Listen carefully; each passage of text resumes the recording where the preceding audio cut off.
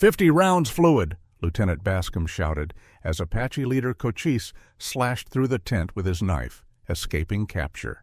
Blood streaming from his wounded leg, Cochise scaled the rocky ridge above camp. A young officer's fatal mistake, attempting to take the legendary chief hostage, would ignite 25 years of merciless warfare, claiming thousands of lives across the Southwest. The Apache Wars began with a single slashed tent in 1861 and would end only when the last free Apache surrendered or died fighting. In January 1861, a band of Apache raiders struck a small ranch along Sonoita Creek in southern Arizona Territory. They took livestock, supplies, and a 12-year-old boy named Felix Ward. The boy's adoptive father, John Ward, rode immediately to Fort Buchanan, arriving on January 27th with demands for military assistance. Ward, a settler known for his volatile temperament, insisted Cochise's Chiricahua Apache band was responsible.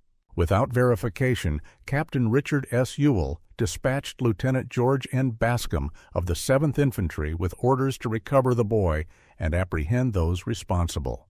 Bascom, a 25-year-old West Point graduate with no experience in Apache affairs, departed on January 29th with 54 mounted infantrymen.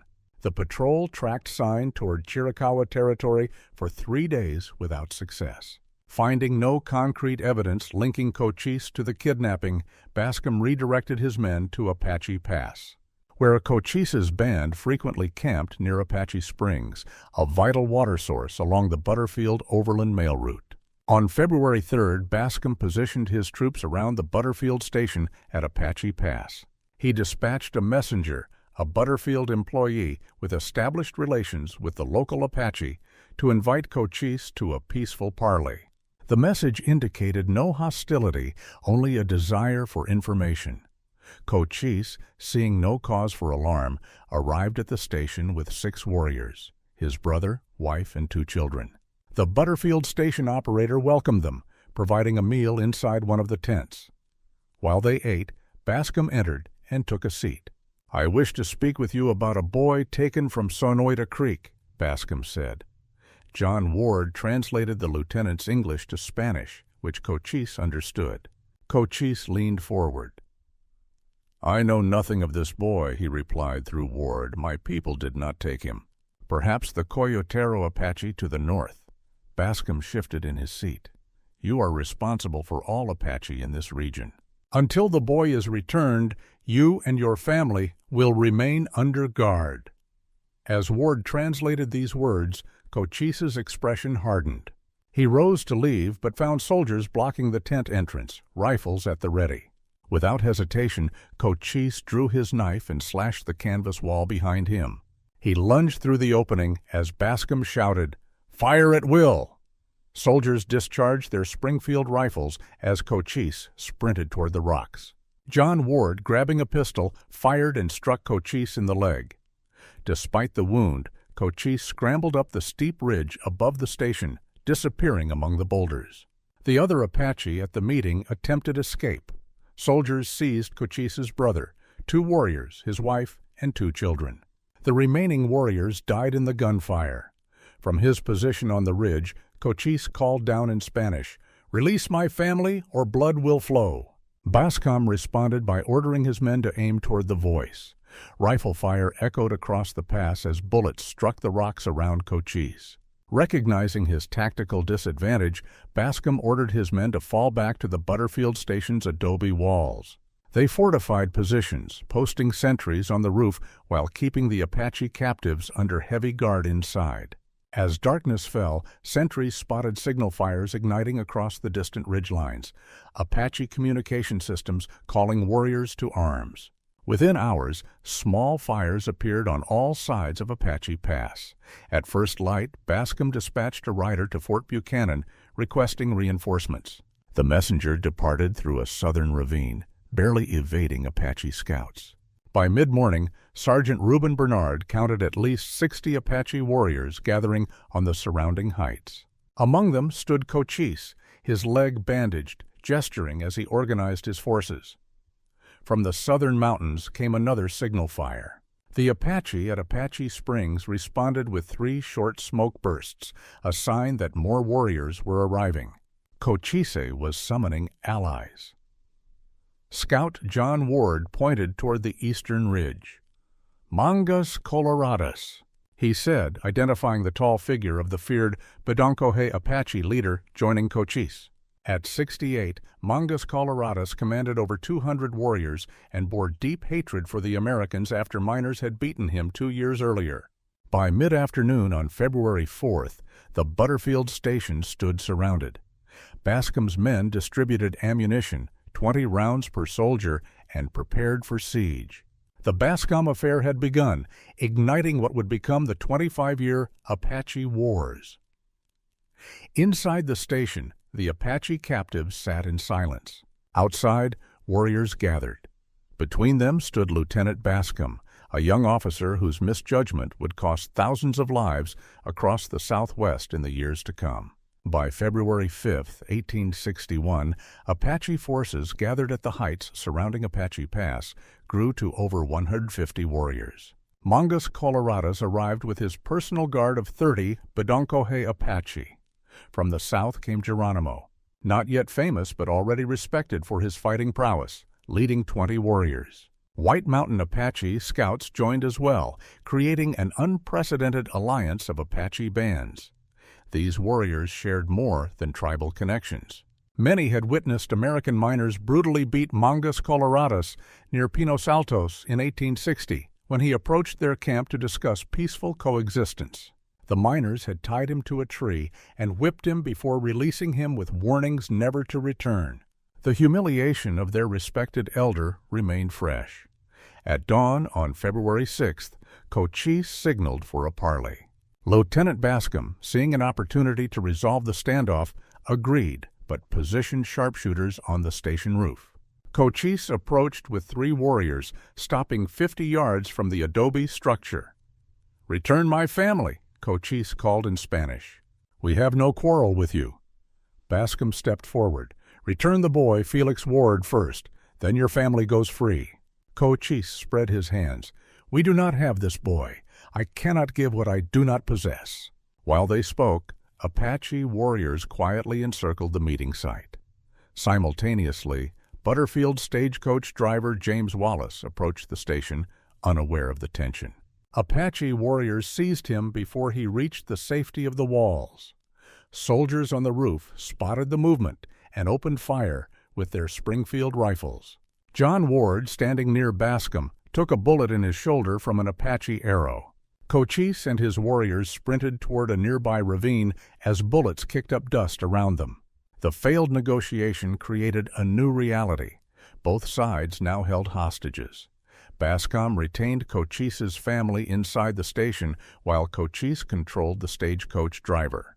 The following morning, Cochise reappeared on a ridge 200 yards from the station. Behind him stood warriors with Wallace bound and clearly visible. "Trade!" Cochise shouted. "This man for my family!" Bascom raised his field glasses and observed the scene, then shook his head. "Only for the boy Felix Ward."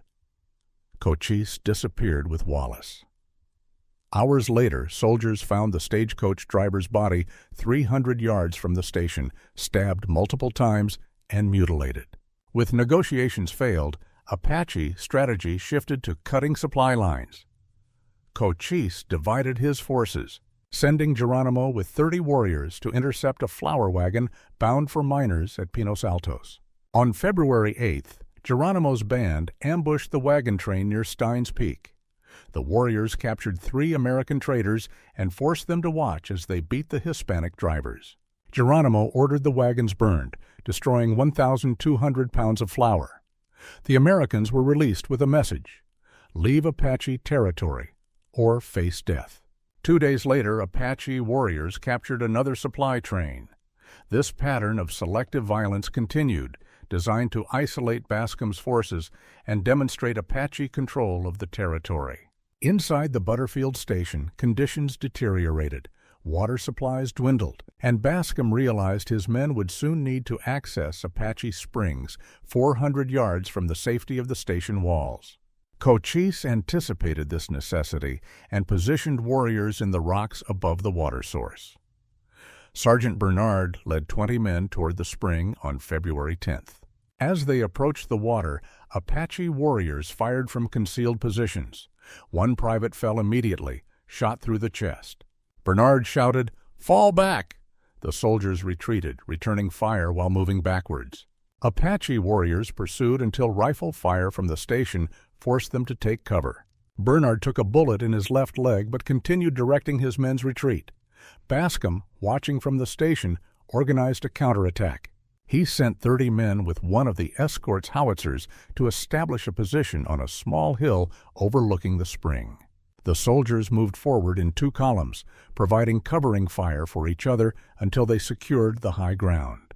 From this vantage point, they directed accurate rifle fire at Apache positions, allowing another detachment to reach the spring and fill canteens. The soldiers returned to the station with sufficient water for 2 more days. As darkness fell, Cochise pulled his warriors back into the mountains. The tactical situation had reached a stalemate. On February 14th, a column of dust on the southern horizon signaled the arrival of reinforcements. Lieutenant Isaiah Moore arrived with 40 soldiers from Fort Buchanan and assumed command as the senior officer. Moore examined the situation and immediately implemented a more aggressive strategy. "We must show strength," Moore told Bascom. "These hostages are valuable," Bascom objected.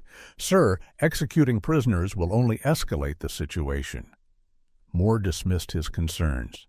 "This situation is already beyond resolution." On February 19th, Moore ordered the 6 male Apache prisoners taken to a row of oak trees 300 yards from the station. Among them was Coyuntura, Cochise's brother and respected warrior. The Apache women and children were forced to watch from the station roof. Moore personally supervised as soldiers placed ropes around the prisoners' necks and looped them over branches. At his signal, soldiers pushed the prisoners from the wagon bed where they stood. All 6 died by hanging. Their bodies remained suspended as a message to Cochise. The women and the children were later released, carrying news of the executions to Cochise. The event marked the formal conclusion of what became known as the Bascom Affair, though its consequences were just beginning. Cochise gathered his band and made a solemn vow recorded by a Spanish-speaking trader who later defected to Mexico. "The white eyes have shown their hearts. For each Apache killed, 10 white eyes will die. Their women will cry for many years. Their children will be taken and raised as Apache. I, Cochise, have spoken."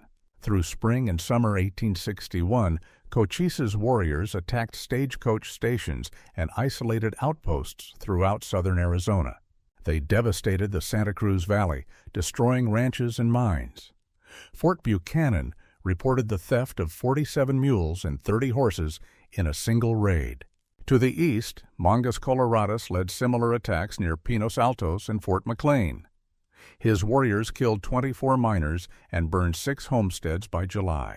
American settlers demanded military protection, but resources were limited. The Civil War had begun in April, and military attention focused eastward.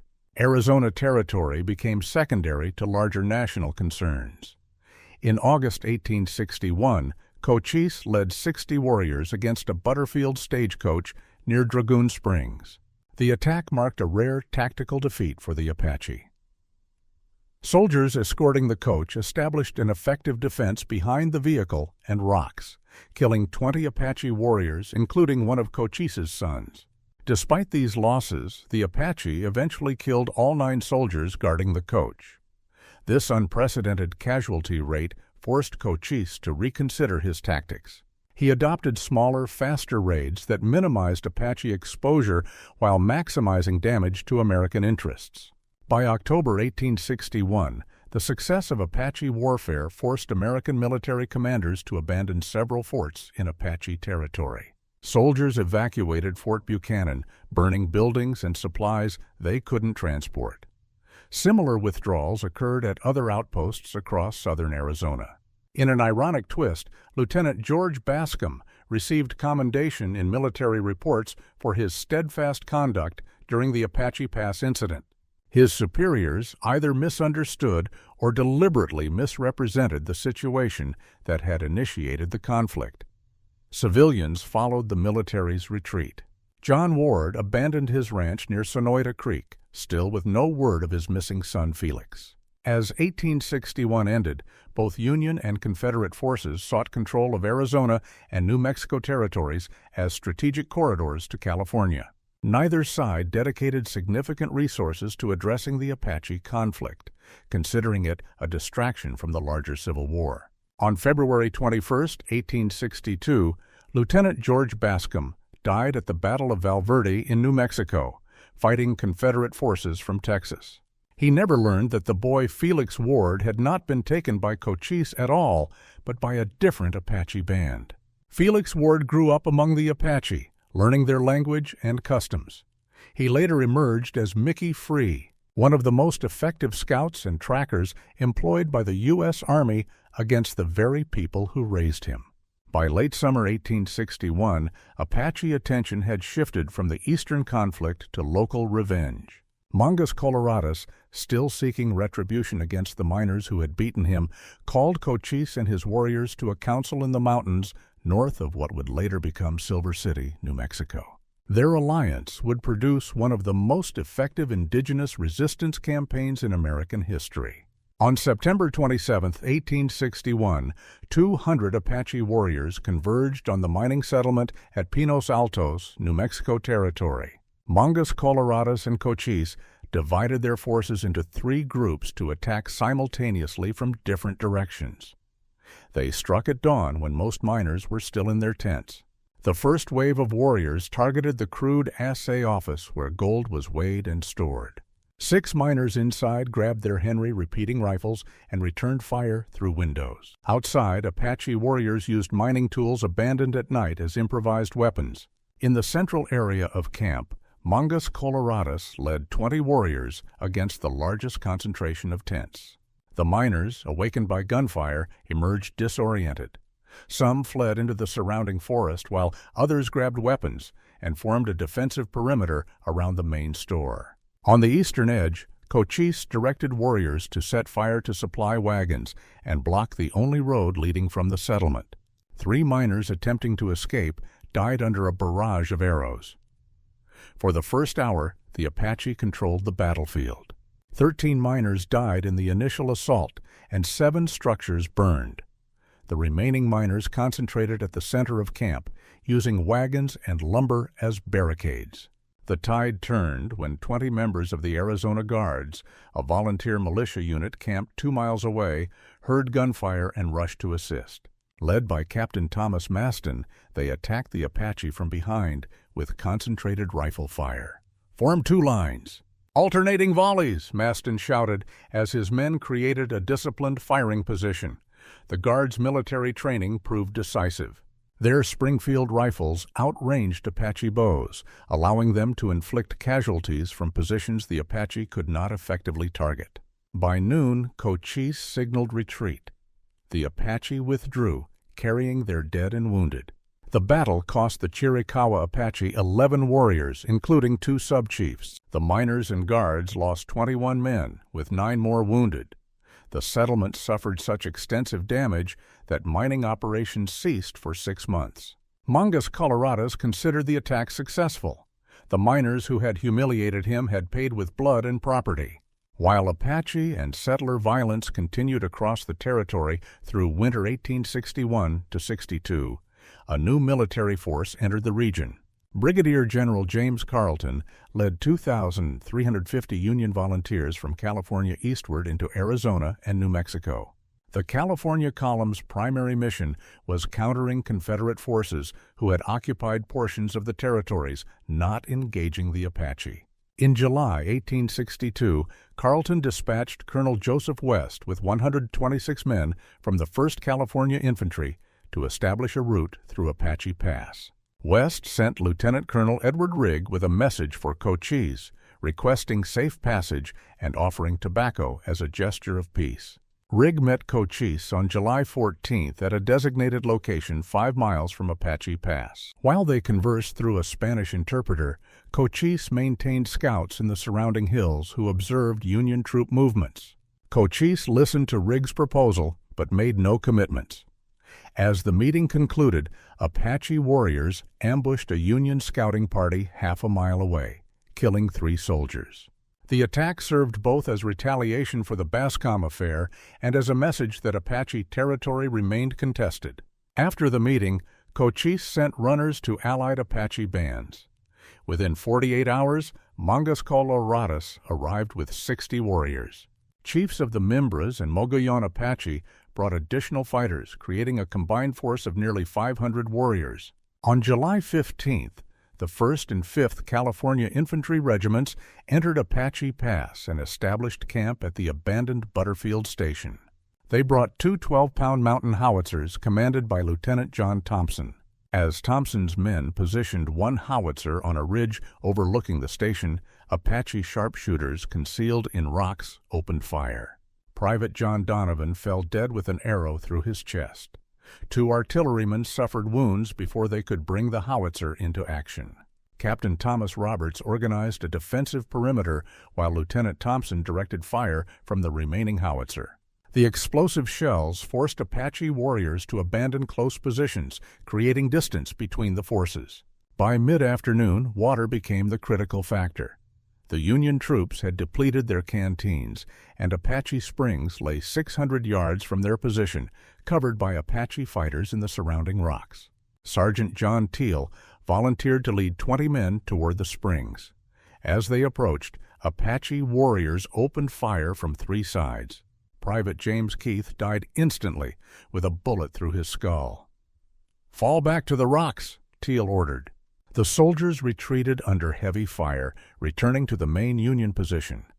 Captain Roberts assessed the situation and developed a new plan. He directed Lieutenant William Sherwood to lead 60 men in seizing a hill that overlooked both the springs and the main Apache positions. Sherwood's men advanced in a skirmish line, providing covering fire for each other as they moved forward.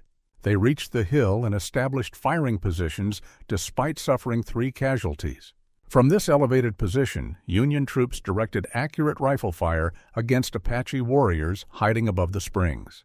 Meanwhile, soldiers moved 1 howitzer to support Sherwood's position. During the battle, Apache cavalry attempted to flank the Union troops on the eastern side of the pass. Private John Charlton of Company I spotted Mangas Coloradas directing this maneuver and fired his Springfield rifle at the towering figure. The bullet struck Mangas Coloradas in the chest, creating a severe wound that Apache accounts later described as big enough to put a fist through.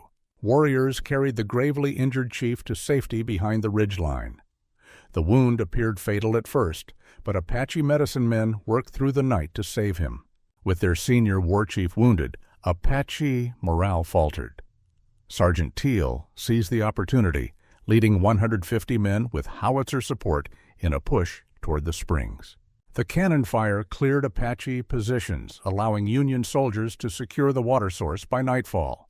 Cochise, seeing his tactical advantage lost and concerned about Mangas Coloradas's condition, ordered withdrawal.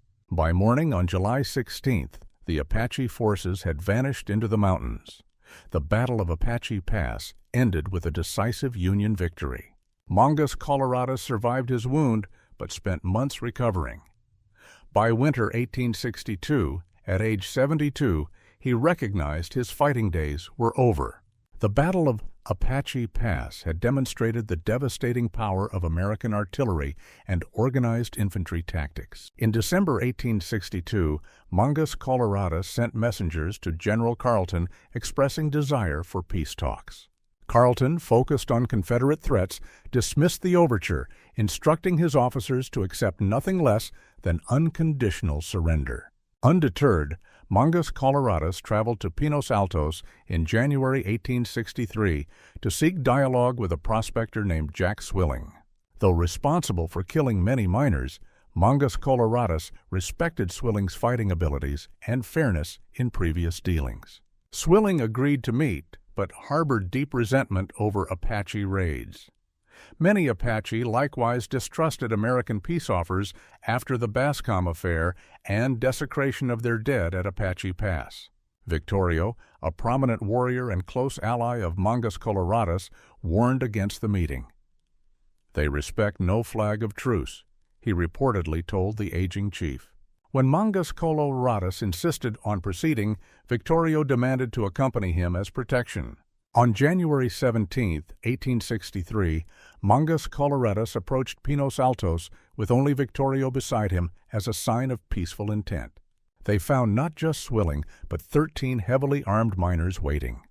The Americans immediately drew weapons, and Swilling personally bound Mangas Coloradas while other miners held Victorio at gunpoint. "Tell your people that Mangas goes to speak with the soldiers," Swilling instructed Victorio before releasing him. "He will return when talks finish."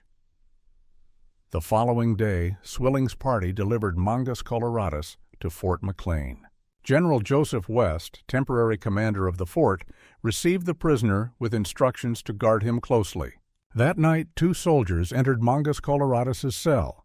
According to subsequent testimony from a Mexican interpreter present, the soldiers heated their bayonets in a fire and pressed the glowing metal against the chief's feet and legs. When Mangas Coloradas protested this torture, the soldiers shot him multiple times at point-blank range. A post-duty report falsely claimed he was shot while attempting escape. After his death, a soldier scalped the body. Fort personnel buried Mangas Coloradas hastily in a shallow grave near the fort's walls. The desecration continued when an Army surgeon named Dr. Daniel Hayden exhumed the corpse, decapitated it, and boiled the flesh from the skull. He sent the cleaned cranium to phrenologist Orson Squire Fowler in New York, who used it in lectures claiming Apache skulls showed primitive development. News of Mangas Coloradas's death and the treatment of his remains spread rapidly among Apache bands. Cochise, already a powerful leader, assumed supreme command of the Chiricahua Apache. His first decision was to lead his people into Mexico to regroup and avoid American forces. For 5 years, Cochise operated primarily from bases in Sonora, Mexico, launching occasional raids into Arizona, but avoiding direct military confrontation. By 1868, changing circumstances in Mexico forced the Apache northward again. Mexican authorities constructed a new presidio fort near Cochise's territory, ending the tacit trading arrangement between Apache bands and local Mexican settlements. They reinstated bounties for Apache scalps, making Mexico increasingly dangerous. The Chiricahua Apache crossed back into U.S. territory by spring 1869. Within weeks, Cochise resumed raids across southern Arizona, targeting ranches and isolated settlements. In October 1869, soldiers from Fort Bowie engaged Cochise's band in a minor skirmish near Dragoon Springs. The better-armed soldiers forced the Apache to withdraw after a 2-hour firefight, killing 3 warriors. Colonel John Green, commander at Fort Bowie, organized a punitive expedition to pursue Cochise into the Dragoon Mountains. However, Cochise prepared a textbook ambush at Tex Canyon, using high ground and crossfire positions to halt the American advance. Green's forces retreated with 5 casualties, leaving Cochise's mountain stronghold untouched. This pattern of raid, pursuit, and tactical withdrawal characterized the next phase of Apache resistance, as Cochise perfected guerrilla warfare tactics against a numerically and technologically superior enemy. In February 1871, the U.S. Army assigned Lieutenant Howard Cushing the task of capturing or killing Cochise. Cushing, a decorated Civil War veteran with 17 battlefield commendations, approached the mission with methodical preparation. He selected 40 soldiers from the 3rd Cavalry based on marksmanship and riding ability, then subjected them to intensive desert training. "We will outmatch the Apache at their own tactics," Cushing told his officers during preparation. No fires at night, limited water consumption, silent movement across terrain. By April 1871, Cushing's unit began tracking Cochise through the southeastern valleys of Arizona Territory. Each day, scouts reported Apache sign, cold campfires, horse tracks, and occasional glimpses of warriors watching from distant ridges. What Cushing failed to recognize was that his unit was being deliberately led toward Whetstone Mountains. Apache scouts tracked his every movement, reporting to Geronimo and War Chief Jew, who prepared an elaborate ambush. Cochise himself remained in Sonora, Mexico, coordinating larger strategy. On April 5th, Cushing's patrol entered a narrow canyon in the Whetstone Range. Apache warriors positioned on both ridgelines allowed the soldiers to advance 200 yards into the canyon before opening fire. "Dismount and take cover," Cushing ordered as bullets struck the ground around them. 3 soldiers fell in the initial volley. The patrol scattered behind boulders while Geronimo led 20 warriors in a flanking maneuver. Caught in crossfire, the soldiers suffered mounting casualties. Lieutenant Cushing died with a bullet through his skull while directing defensive fire. 16 soldiers died before the survivors escaped. In Washington, newspapers attributed the ambush to Cochise, enhancing his reputation. Military dispatches correctly identified Geronimo as the tactical commander, but the public narrative centered on Cochise as the mastermind of Apache resistance. By summer 1871, Cochise returned to Arizona, where Tom Jeffords, a former Butterfield station manager, who had developed an unusual friendship with the Apache leader, approached him with an invitation to Washington for peace negotiations. Cochise refused, unwilling to leave his people during escalating tensions. Those tensions exploded on April 30, 1871, when 144 Apache Aravaipa, mostly women and children, were massacred at Camp Grant. A combined force of 146 Tohono O'odham warriors, American settlers, and Mexican mercenaries attacked at dawn, killing 128 Apache and capturing 29 children. The attack targeted a group that had surrendered voluntarily and lived peacefully near the military post. President Ulysses S. Grant condemned the massacre, ordering a federal investigation. The incident forced a reassessment of Indian policy throughout the territories. General William Tecumseh Sherman instructed Arizona commanders to pursue peace with Cochise as a priority. Throughout 1871–72, Cochise remained in the Dragoon Mountains, a natural fortress of caves and hidden valleys that soldiers called Cochise Stronghold. On occasion, he permitted Jeffords to visit, discussing potential peace terms while maintaining military readiness. In 1872, Indian agents proposed relocating the Chiricahua to Tularosa Reservation in New Mexico, far from their ancestral lands. After Jeffords delivered this proposal, Cochise responded decisively. "The land at Tularosa has little water and fewer trees. My people would die slowly there. We will remain where our fathers lived." Despite this refusal, pressure mounted on Cochise. Other Chiricahua bands followed his leadership but suffered increasing hardship as military patrols restricted their movement and access to traditional hunting grounds. When Colonel George Crook took command of Arizona Territory in 1871, he implemented aggressive pursuit tactics. After Apache raiders killed Lieutenant Reed Sanders, a popular officer, in March 1872, Crook pushed for decisive action against Cochise.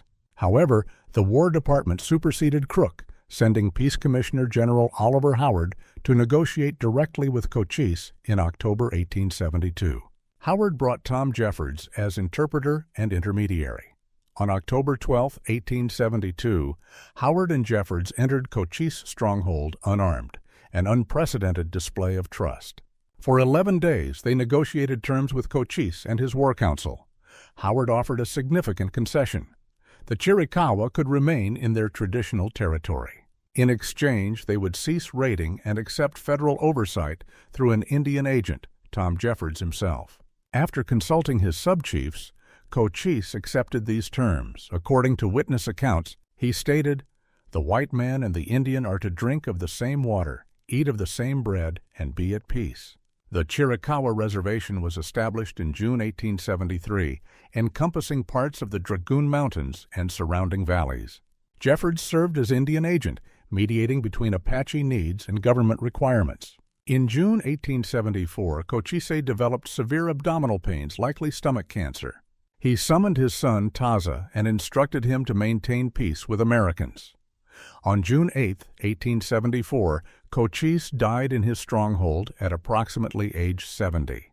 Following Apache tradition, warriors placed his body and possessions in a rock crevice, then killed his horses at the burial site to carry him into the afterlife. The location remains hidden. The peace Cochise secured lasted briefly. After his death, the government consolidated various Apache bands at San Carlos Reservation, where conditions deteriorated rapidly. By 1876, many Chiricahua fled the reservation under leaders like Geronimo and Victorio, launching a decade of further conflict. The Apache Wars began with Lieutenant Bascom's misjudgment and ended only with the final Apache surrender in 1886. When Geronimo yielded his Winchester rifle to General Nelson Miles, it completed a brutal cycle that claimed thousands of lives across the Southwest. The conflict transformed Arizona from Apache homeland to American territory through force of arms rather than negotiation. Cochise, unlike many indigenous leaders, secured momentary peace and preserved a portion of his ancestral lands through tactical brilliance and strategic timing. Yet within a decade of his death, even these modest gains vanished. The American military and political establishment, strengthened after the Civil War, applied overwhelming resources until Apache resistance collapsed. The slashed tent at Apache Springs in 1861 ultimately led to the displacement of an entire people. Their cultural knowledge, military expertise, and understanding of the harsh desert environment yielded valuable lessons that shaped the American Southwest, though at devastating human cost.